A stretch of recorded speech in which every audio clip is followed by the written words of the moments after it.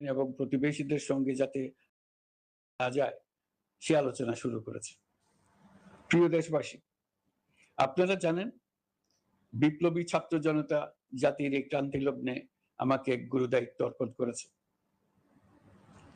তারা নতুন এক বাংলাদেশ গড়তে চায়। নতুন প্রজন্মের এই গভীর আকাঙ্ক্ষাকে বাস্তবে রূপ দেওয়ার সংগ্রামে আমি একজন সহযোদ্ধা হিসেবে তাদের সঙ্গে যোগ দিয়েছি।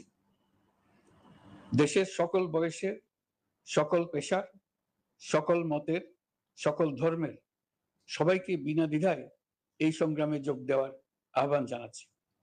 প্রিয় দেশবাসী, লক্ষ লক্ষ শহীদের রক্তের বিনিময়ে এবং লক্ষ লক্ষ মা বোনের আত্মদানের বিনিময়ে যে বাংলাদেশ আমরা পেয়েছিলাম তা ফেসিবাদ এবং স্বৈরাচারের হাতে ধ্বংস হয়ে গেছে। আপনারা দেখেছেন আমাদের প্রতিটি প্রতিষ্ঠানকে তারা কিভাবে শেষ করেছে। দেশের রন্ধ্রে রন্ধ্রে ঢুকে গেছে দুর্নীতি।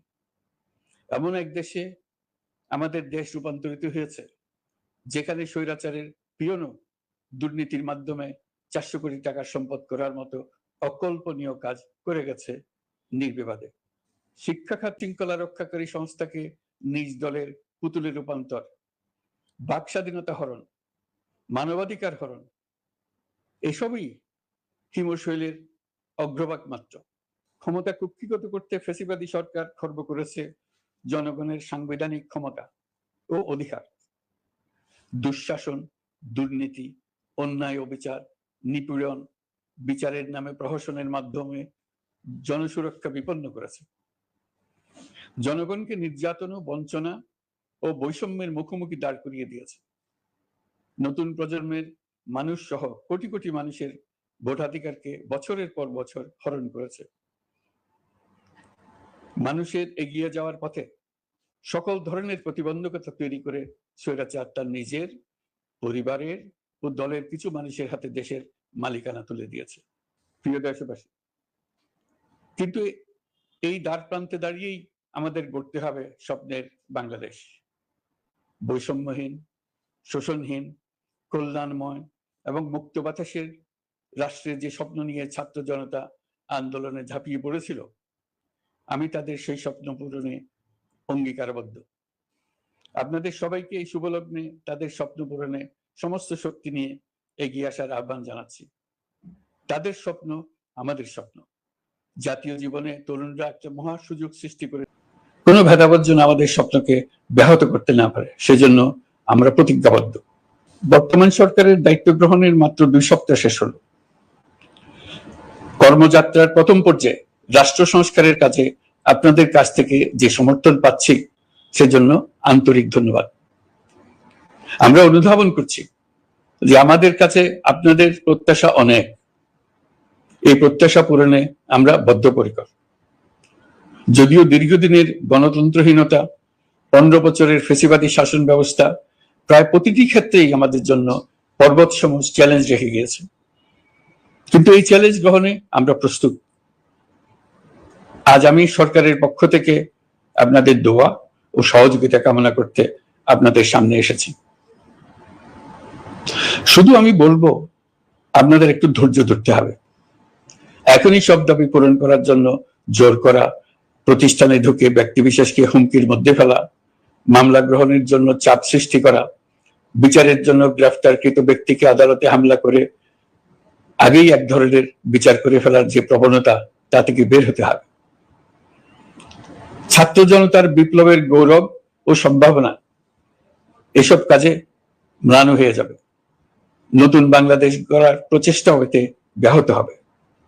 রাতারাতি এই পরিস্থিতি থেকে উত্তরণ কঠিন। নড়বড়ে এক কাঠামো, আমি বরং বলবো জনস্বার্থের বিপরীতমুখী এক কাঠামোর উপর দাঁড়িয়ে আমাদেরকে দেশ পুনর্গঠনের কাজে হাত দিতে হয়েছে।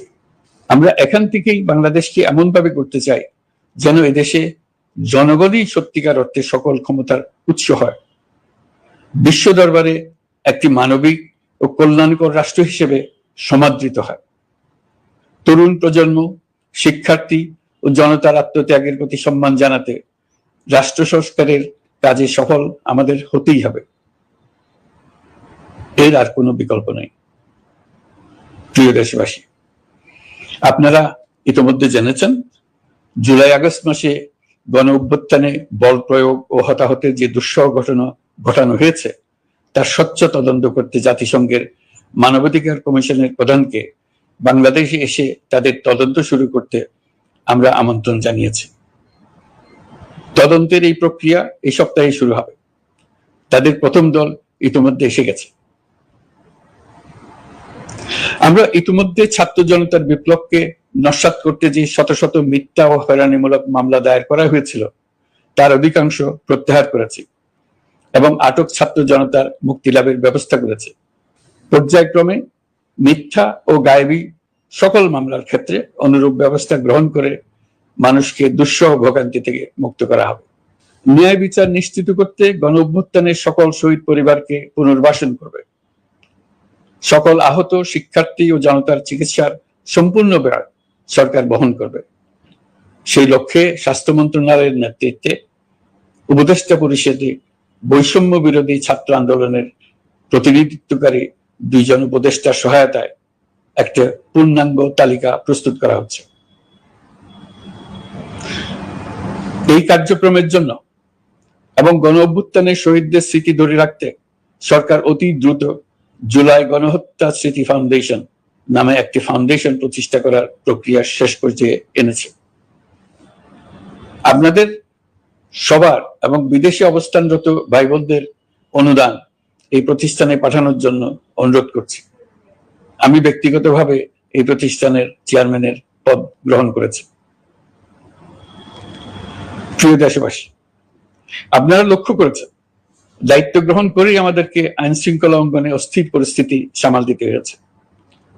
আপনাদের সহযোগিতা ও সমর্থনে দেশপ্রেমিক সকল আইন শৃঙ্খলা রক্ষাকারী বাহিনী কাজে যোগ দিয়েছে।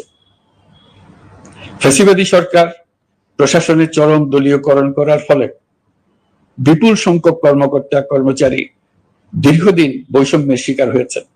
আমরা ইতিমধ্যে সংশোধনমূলক ব্যবস্থা গ্রহণ করতে আরম্ভ করেছি। তবে প্রশাসনকে গতিশীল রাখতে এবং একই সাথে সুনির্দিষ্ট পদ্ধতি অনুসরণ করে সঠিক সিদ্ধান্তে উপনীত হতে সময় প্রয়োজন। সেজন্য সকলকে ধৈর্য ধরার অনুরোধ করছি। প্রশাসনের সকল ক্ষেত্রে প্রতিষ্ঠানগুলো যেন জনগণের আস্থা ফিরে পায়, সেটি আমাদের অন্যতম উদ্দেশ্য। লুটপাট ও দুর্নীতির আখড়ায় পরিণত করা ব্যাংকিং খাতে সুশাসন নিশ্চিত করার জন্য আমরা উদ্যোগ নিয়েছি। এই খাতে দক্ষ জনবল নিয়োগ দেওয়া হচ্ছে। ব্যাংকিং খাতে শৃঙ্খলা স্থাপন, ব্যবসা বাণিজ্যে সহায়ক পরিবেশ তৈরি এবং জনগণের জীবনযাপন সহজ করতে নিত্য প্রয়োজনীয় দ্রব্যমূল্য ও মূল্যস্ফীতি নিয়ন্ত্রণে আনার আমরা উদ্যোগ সচল করেছি। ব্যাংকিং খাতে দীর্ঘমেয়াদী সংস্কারের জন্য ব্যাংক কমিশন গঠন করা হবে। আর্থিক খাতে সার্বিক পরিস্থিতি ও সংস্কার বিষয়ে একটি রূপকল্প তৈরি করা হবে, যা দ্রুত জনসমক্ষে প্রকাশ করা হবে। শেয়ার বাজার, পরিবহন খাত সহ যেসব ক্ষেত্রে চরম বিশৃঙ্খলা বিরাজ করছে তা নিরসনের দ্রুত পদক্ষেপ নেওয়া হচ্ছে। বিচার বিভাগকে দুর্নীতি ও দলীয় প্রভাব মুক্ত করতে কার্যক্রম শুরু হয়েছে। একটি সুনির্দিষ্ট প্রক্রিয়ার মধ্য দিয়ে বিচার বিভাগের স্বাধীনতা ও জবাবদিহিতা নিশ্চিত করার উদ্যোগ নেওয়া হয়েছে। ফ্যাসিবাদী সরকারের বিচার বহির্ভূত হত্যাকাণ্ড, গুম, খুন, অপহরণ এবং আয়নাঘরের মতো চরম ঘৃণ্য সকল অপকর্মের ন্যায় বিচার নিশ্চিত করা হবে। এসব অপকর্মের সঙ্গে জড়িত সকলের বিচার নিশ্চিত করা হবে। তালিকা প্রস্তুত করে মিথ্যা মামলা প্রত্যাহার করা হবে। দুর্নীতি ও সম্পদ পাচারের বিচার করা হবে। আইন শৃঙ্খলার ক্ষেত্রে জনমুখী ও দলীয় প্রভাবমুক্ত জবাবদিহিমূলক কাঠামো সৃষ্টির লক্ষ্যে পুলিশ কমিশন গঠন করা হবে। জাতিসংঘের তদন্ত প্রতিবেদন, দায়িত্বপ্রাপ্ত সকল সংস্থা ও জনগণের সাথে মত বিনিময়ের মাধ্যমে কমিশনের নেতৃত্বে প্রয়োজনীয় সংস্কার করা হবে। বাংলাদেশকে আর কোনোদিন কেউ যেন কোনো পুলিশি রাষ্ট্রে পরিণত করতে না পারে তার ব্যবস্থা করা হবে। তথ্যের অবাধ প্রবাহ ও গণমাধ্যমের স্বাধীনতা নিশ্চিত করা হবে। ফ্যাসিবাদী সরকার গণমাধ্যমের উপরও দলীয়করণ ও নির্যাতনের বোঝা চাপিয়েছিল। জনগণের তথ্যের অধিকার নিশ্চিত করতে আমরা প্রতিশ্রুতিবদ্ধ। তথ্যের প্রবাহে বিদ্যমান আইনি ও অন্যান্য বাধা অপসারণ করা হবে। মত প্রকাশের স্বাধীনতা বাধাগ্রস্ত করে এমন সব আইনের নিপীড়নমূলক ধারা সংশোধন করা হবে। ইতিমধ্যে এ ধরনের আইনগুলো নিশ্চিহ্নিত করে এই প্রক্রিয়া শুরু করা হয়েছে। বিদেশি সংবাদকর্মীদের এদেশে আসার পর যে অলিখিত নিষেধাজ্ঞা ছিল, ইতিমধ্যে আমরা তা তুলে নিয়েছি। বিদেশি সাংবাদিকদের দ্রুত ভিসা দিতে সংশ্লিষ্ট কর্মকর্তাদের নির্দেশ দেওয়া হয়েছে। আমরা আশা করি পরিবর্তিত পরিস্থিতিতে গণমাধ্যম কর্মীরা নিরপেক্ষ সাংবাদিকতা চালিয়ে যাবে। শিক্ষাক্ষেত্রে চরম নৈরাজ্য প্রতিষ্ঠিত করে গেছে বিগত সরকার। আমরা তার পূর্ণাঙ্গ সংস্কারের উদ্যোগ নেব, এটা আমাদের অন্যতম অগ্রাধিকার। আপনারা জানেন, দায়িত্ব গ্রহণের পর দ্রুততম সময়ের মধ্যে সকল শিক্ষা প্রতিষ্ঠান খুলে দেওয়া হয়েছে। শিক্ষার্থীদের জন্য সৃজনশীল, নিরাপদ ও ভীতিমুক্ত পরিবেশ নিশ্চিত করা আমাদের অঙ্গীকার। একই সাথে পাঠ্যক্রমকে যুগোপযোগী করার কাজও দ্রুত শুরু করা হবে। গণতন্ত্রকে সুসংহত করতে স্থানীয় সরকার প্রতিষ্ঠানগুলোকে শক্তিশালী করা হবে এবং ক্ষমতার বিকেন্দ্রীকরণ নিশ্চিত করা হবে। ছাত্র জনতার গণঅভ্যুত্থানকে সফল পরিণতি দিতে প্রশাসন, বিচার বিভাগ, নির্বাচন কমিশন ও নির্বাচনী ব্যবস্থা, আইন শৃঙ্খলা খাত এবং তথ্য প্রবাহে প্রয়োজনীয় সংস্কার সম্পূর্ণ করে অবাধ ও সুষ্ঠু অংশগ্রহণমূলক নির্বাচন আয়োজন করা হবে। এর লক্ষ্য হবে দুর্নীতি, লুটপাট, গণহত্যার বিরুদ্ধে একটি জবাবদিহিতামূলক রাজনৈতিক বন্দোবস্তের সূচনা। বর্তমান সরকার দুর্নীতির বিরুদ্ধে স্পষ্ট অবস্থান গ্রহণ করেছে। আমাদের সকল উপদেষ্টা দ্রুততম সময়ের মধ্যে তাদের সম্পদের বিবরণ প্রকাশ করবেন। পর্যায়ক্রমে এটা সকল সরকারি কর্মকর্তাদের ক্ষেত্রেও নিয়মিত এবং বাধ্যতামূলক করা হবে। রাষ্ট্রীয় পর্যায়ে দুর্নীতির বিরুদ্ধে ব্যবস্থা গ্রহণে সংবিধানের ৭৭ অনুচ্ছেদে প্রতিশ্রুত ন্যায়পাল নিয়োগে অধ্যাদেশ প্রণয়ন করা হবে। এবার কৃষি খাতের কথা একটু বলে। কৃষি নির্ভর বাংলাদেশে কৃষকের স্বার্থ যেন সুরক্ষিত থাকে, কৃষক যেন তার উৎপাদিত পণ্যের ন্যায্য মূল্য পায়, তা নিশ্চিত করা হবে। প্রবাসী শ্রমিকরা যেভাবে বৈষম্য বিরোধী ছাত্র জনতার আন্দোলনকে সমর্থন দিয়েছে, মুক্তিকামী জনগণ তা কৃতজ্ঞ চিত্তে স্মরণ করে। তাদের প্রতি সকল পর্যায়ে সম্মানজনক আচরণ নিশ্চিত করা হবে। বাংলাদেশের স্বাস্থ্য খাত অন্যতম দুর্নীতিগ্রস্ত খাত। জনগণের জন্য পর্যাপ্ত স্বাস্থ্যসেবা নিশ্চিত করার লক্ষ্যে স্বাস্থ্য খাতে প্রয়োজনীয় সংস্কার করা হবে। এই খাতে সংশ্লিষ্ট সকলকে জবাবদিহিতার আওতায় আনা হবে। হাসপাতালগুলোকে আধুনিকায়নের উদ্যোগ নেওয়া হবে এবং সেখানে সরকারি ডাক্তার সহ বিশেষজ্ঞদের নিয়মিত উপস্থিতি নিশ্চিত করা হবে। স্বাস্থ্যসেবা যাতে নির্দিষ্ট কিছু অঞ্চলে কেন্দ্রীভূত না থাকে, দেশের সব অঞ্চলের মানুষ সমান স্বাস্থ্যসেবা পায়, সে লক্ষ্যে প্রয়োজনীয় উদ্যোগ নিতে আমরা বদ্ধপরিকর। বর্তমান প্রজন্ম অনেক বেশি সচেতন। বিশ্বের বিভিন্ন প্রান্তে ঘটে যাওয়া পরিবর্তন বিষয়ে তারা ওয়াকিবহাল শুধু নয়, তারা নেতৃত্ব দিচ্ছে। তারা যে উন্নয়নের স্বপ্ন দেখে তা টেকসই এবং পরিবেশ বান্ধব, প্রকৃতি ধ্বংসকারী উন্নয়ন নয়। শুধু জিডিপি একটি দেশের উন্নয়নের মাপকাঠি হতে পারে না। নদী, নালা, খাল, বিল, পাহাড়, বন, মাটি আর বাতাস ধ্বংস আর দূষিত করে যে উন্নয়ন হয়, তা দীর্ঘমেয়াদী টেকসই নয়। জীবাশ্ম জ্বালানির বিরুদ্ধে পরিবেশবাদীদের সাথে আমাদের সরকারের অবস্থান সামঞ্জস্যপূর্ণ। জলবায়ু পরিবর্তন রোধ করতে এবং আগামী প্রজন্মের জন্য সুস্থ একটা পৃথিবী রেখে যেতে কার্বন নিঃসরণ শূন্যের কোঠায় নামিয়ে আনার বিকল্প নেই। আমাদের সরকার পরিবেশ ও জলবায়ু রক্ষায় সর্বোচ্চ গুরুত্ব দেবে। এই কার্যক্রমে তরুণ সম্প্রদায়কে সম্পৃক্ত করা হবে। ইতোমধ্যে বিভিন্ন রাষ্ট্র ও জাতিসংঘ বর্তমান সরকারের কর্মসূচির প্রতি সমর্থন ব্যক্ত করেছে। আমরা সকল রাষ্ট্রের সাথে বন্ধুত্বপূর্ণ সম্পর্ক বজায় রাখব। আমাদের পররাষ্ট্রনীতির ভিত্তি হবে পারস্পরিক আস্থা, বিশ্বাস ও সহযোগিতা। আমরা মানবাধিকার আইন সহ সকল আন্তর্জাতিক আইনের প্রতি শ্রদ্ধাশীল। আমাদের পক্ষ থেকে গুম বিষয়ক আন্তর্জাতিক চুক্তির পক্ষরাষ্ট্র হওয়া সহ বিভিন্ন পদক্ষেপ নেওয়া হয়েছে। ইতিমধ্যে পক্ষভুক্ত এমন সকল আঞ্চলিক ও দ্বিপাক্ষিক চুক্তি ও সমঝোতা বাস্তবায়ন করে যাব। আমাদের সরকার রোহিঙ্গা সমস্যার বাস্তবসম্মত সমাধানের লক্ষ্যে আন্তর্জাতিক সম্প্রদায়ের সাথে কাজ করে যাব। আমরা জাতীয় ঐক্যে বিশ্বাসী। প্রয়োজনীয় সংস্কারের লক্ষ্যে রাজনৈতিক ঐক্যের মধ্য দিয়ে নিশ্চিত করা হবে নারী, শিশু, প্রতিবন্ধী, ধর্মীয় সংখ্যালঘু, আদিবাসী সকলেই এদেশের নাগরিক এবং সমান আইনের সুরক্ষার অধিকারী। তাদের সকলের মানবিক অধিকার সহ অন্যান্য সকল অধিকার নিশ্চিত করার উদ্যোগ নেওয়া হবে। এই জন্য আমি উপদেষ্টা পদমর্যাদা সম্পন্ন একজন বিশেষ সহকারী নিয়োগ দিয়েছি, যার দায়িত্ব হবে জাতীয় সংহতি উন্নয়ন। বন্যা কবলিত এলাকার সকল মানুষের দুর্ভোগ লাঘবে সরকার সঠিক সহায়তা দেওয়ার জন্য সরকারের যত কার্যক্রম আছে তাদের সচল করেছে। ইতিমধ্যে উপদেষ্টাবৃন্দ বিভিন্ন এলাকার দায়িত্ব নিয়ে এলাকায় গেছেন। আমার কার্যালয়ে একটা নিয়ন্ত্রণ কক্ষ স্থাপন করা হয়েছে, বন্যা পরবর্তী কার্যক্রম নেওয়া হয়েছে, ভবিষ্যতে বন্যা নিয়ন্ত্রণের জন্য করণীয় কি স্থির করার জন্য পদক্ষেপ নেওয়া হচ্ছে। দেশপ্রেমিক সেনাবাহিনী, পুলিশ, বিজিবি, র্যাবকে গুম নির্যাতনের কাজে লাগিয়ে তাদের কলঙ্কিত করা হয়েছে। তারা দেশের গৌরব। তাদেরও কিছু অতি উৎসাহী সদস্যের কারণে পুরো বাহিনীকে আমরা কলঙ্কিত দেখতে চাই না। আমরা অপরাধীদের চিহ্নিত করতে চাই এবং তাদের শাস্তি দিতে চাই, যেন ভবিষ্যতে কারো হুকুমে দেশপ্রেমিক কোনো বাহিনীর, পুলিশের, র্যাবের কোনো সদস্য হত্যাকাণ্ড, গুম ও অত্যাচারে জড়িত হওয়ার সাহস না করে। তাদের কাছে হুকুম যত বড় কর্তৃপক্ষের কাছ থেকে আসুক না কেন, তারা তা উপেক্ষা করবে। ভবিষ্যতে উপরওয়ালার হুকুমে এমন ঘৃণ্য কাজ করতে বাধ্য হয়েছে, এমন ব্যাখ্যা কারো কাছে গৃহীত না হয়, তার ব্যবস্থা করা হবে। আমি দেশরক্ষা বাহিনী, পুলিশ বাহিনী এবং অন্যান্য সহল বাহিনীকে নির্দেশ দিয়েছি, তারা তাদের মধ্যে যারা হত্যাকাণ্ড, গুম, খুন বা শারীরিক মানসিক অত্যাচারে সরাসরি জড়িত তাদের চিহ্নিত করে বিচারের ব্যবস্থা করতে, যারা গুম হয়েছে, হত্যার শিকার হয়েছে তাদের তালিকা প্রস্তুত করতে। তাদের পরিবার সমূহকে সান্ত্বনা দেওয়ার ভাষা আমার নাই। তাদের জীবনে শান্তি ফিরিয়ে আনতে আমরা প্রচেষ্টা অব্যাহত রাখব।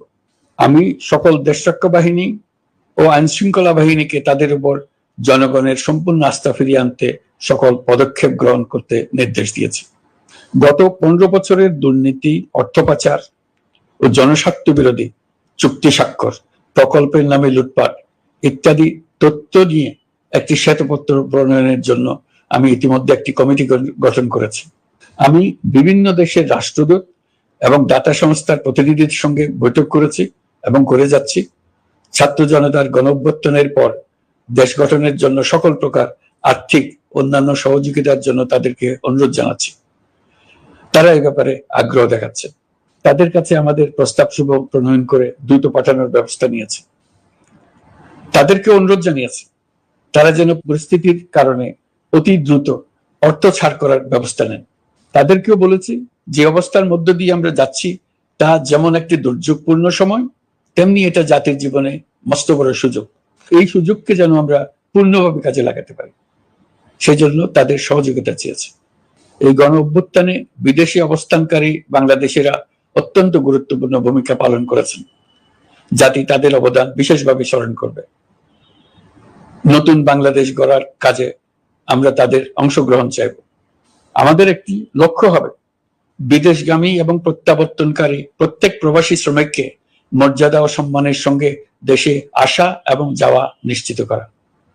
সে ব্যাপারে শিগগিরই পদক্ষেপ নেওয়া হবে।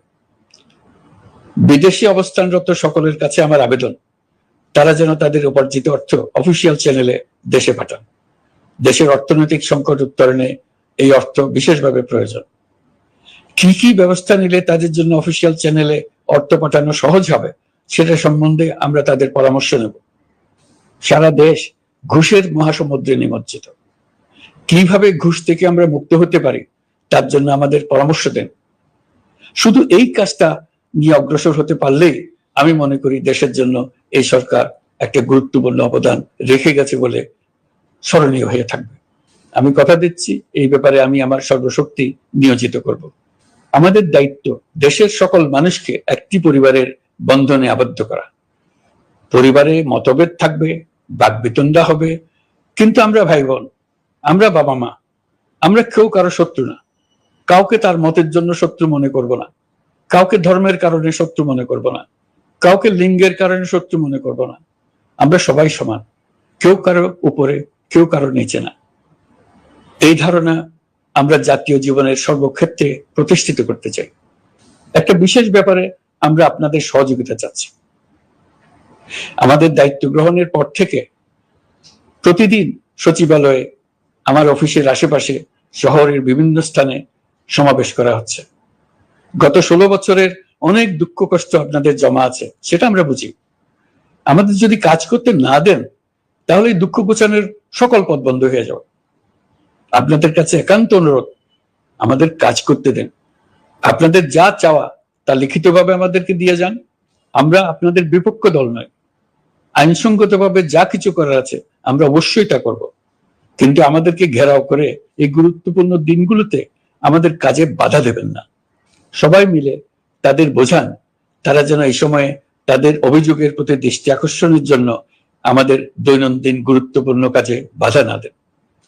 একটা বিষয়ে সবাই জানতে আগ্রহী, কখন আমাদের সরকার বিদায় নেবে? এটার জবাব আপনাদের হাতে। কখন আপনারা আমাদেরকে বিদায় দেবেন? আমরা কেউ দেশ শাসনের মানুষ নই। আমাদের নিজ নিজ পেশায় আমরা আনন্দ পাই। দেশের সংকটকালে ছাত্রদের আহ্বানে আমরা এই দায়িত্ব গ্রহণ করেছি। আমরা সমস্ত শক্তি দিয়ে দায়িত্ব পালন করব। আমাদের উপদেষ্টা মণ্ডলীও এই লক্ষ্যে উদ্বুদ্ধ হয়ে সবাই মিলে একটা টিম হিসেবে কাজ করে যাচ্ছি। কখন নির্বাচন হবে সেটা সম্পূর্ণ রাজনৈতিক সিদ্ধান্ত, আমাদের সিদ্ধান্ত নয়। দেশবাসীকে ঠিক করতে হবে আপনারা কখন আমাদেরকে ছেড়ে দেবেন। আমরা ছাত্রদের আহ্বানে এসেছি, তারা আমাদের প্রাথমিক নিয়োগকর্তা। দেশের আপামর জনসাধারণ আমাদের নিয়োগ সমর্থন করেছে। আমরা ক্রমাগতভাবে সবাইকে বিষয়টি স্মরণ করিয়ে যাব, যাতে হঠাৎ করে এই প্রশ্ন উত্থাপিত না হয়, আমরা কখন যাব। তারা যখনই বলবে আমরা চলে যাব। আমরা সংস্কারের অংশ হিসেবে নির্বাচন কমিশনকেও সংস্কার করব। কমিশনকে যে কোনো সময় আদর্শ নির্বাচনের জন্য প্রস্তুত রাখব। আমরা বিভিন্ন সংস্কারের কাজ শুরু করেছি। দেশবাসীকে অনুরোধ করব একটা আলোচনা শুরু করতে। আমরা সর্বনিম্ন কি কি কাজ সম্পূর্ণ করে যাব, কি কি কাজ মোটামুটি করে গেলে হবে। এই আলোচনার মাধ্যমে আমরা একটা দিক নির্দেশনা পেতে পারি। তবে চূড়ান্ত সিদ্ধান্ত রাজনৈতিক সিদ্ধান্ত, সেটা রাজনৈতিক আলোচনা থেকেই আসবে। এই দিক নির্দেশনা না পেলে আমরা দাতা সরকার এবং আন্তর্জাতিক অর্থনৈতিক প্রতিষ্ঠান সমূহের সঙ্গে আলোচনায় দৃঢ়তার সঙ্গে অগ্রসর হতে পারছি না। আমি নিশ্চয়তা দিচ্ছি, আমরা আমাদের পক্ষ থেকে মেয়াদ বৃদ্ধির কোনো প্রশ্ন তুলব না। আমরা আপনাদের সকলের দোয়া চাই। যেই কদিন আছি সেই সময়টুকু উপদেষ্টা মণ্ডলীর প্রত্যেকে নিজ নিজ সাধ্যমতো দেশের এই সংকটকালে সংকট উত্তরণে যেন নিজ নিজ মেধা সাধ্যমতো কাজে লাগাতে পারে। নতুন বাংলাদেশ গড়ার যে সুযোগ ছাত্র জনতার রক্তের বিনিময়ে আমরা অর্জন করলাম, আমরা আমাদের মতানৈক্যের কারণে সেটা যেন হাতছাড়া করে না ফেলে, এটা আমরা নিশ্চিত করতে চাই। এই সুযোগ এবার হারিয়ে ফেললে আমরা জাতি হিসেবে পরাজিত হয়ে যাব। শহীদ, আহত এবং জীবিত ছাত্র জনতার কাছে আমরা প্রতিজ্ঞাবদ্ধ থাকতে চাই। আমরা এই অর্জনকে কিছুতেই হারিয়ে যেতে দেব না।